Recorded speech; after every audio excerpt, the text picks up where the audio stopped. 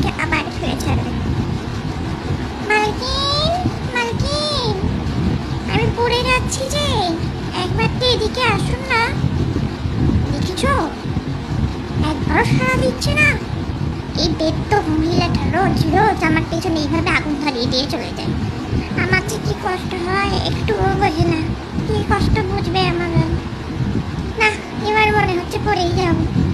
একবার ডেকে দেখি যদি আসে।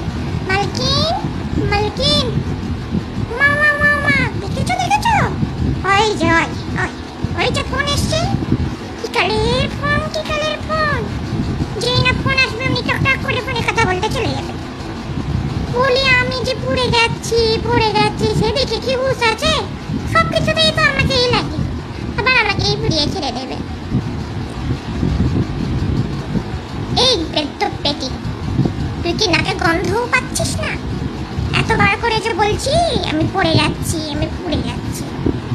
কি রে তুই, বুঝতে পারছিস না? মা, এ তো পড়েই যাও।